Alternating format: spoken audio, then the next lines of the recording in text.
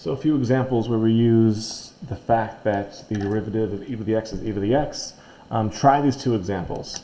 Find dy dx for this implicitly defined function right there. And then find an equation of the normal line to y equals e to the sine x at pi over 6, comma, root e. So press pause, and when you're ready to see the answer, press play. The first question. Implicit differentiation, right? So e to the xy, any exponential function with base e differentiates to itself and then times the derivative of its exponent. That's the chain rule. So e to the xy differentiates to itself and then times the derivative of x times y, because that is the inside function of e to the x there. And so we take the derivative of x times y. It's 1 times y plus x times dy dx. Y squared differentiates to 2y dy dx. And then solve that for dy dx. Really the only way to do this is to multiply out this expression right here. So y e to the xy plus x e to the xy dy dx minus 2y dy dx. One note on when you write down an expression like this. Your polynomial, well, first off, your constant terms go first, then your polynomial terms, then your exponential terms, differential terms, all the dy dx's, those always go last. And you solve.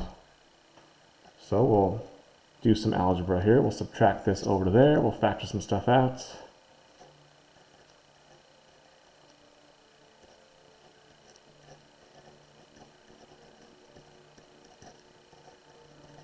Right, we just subtracted that term to the right side, factor dy dx out from the left side, divide, and we got our answer.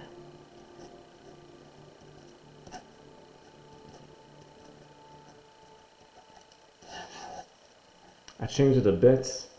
I put this negative sign into the denominator when I divided by this, which switched the signs. So that negative 2y became positive, and the positive x e to the xy became negative. But there's your answer. That's dy dx. Part 2 is actually a little bit faster. So the normal line to that equation, well, we have x and y, so all we need is the slope. And to find the slope, we differentiate. So dy dx equals e to the sine x times cosine. Right, because the exponential function differentiates to itself times the derivative of its exponent. Then we plug in pi over 6 to that.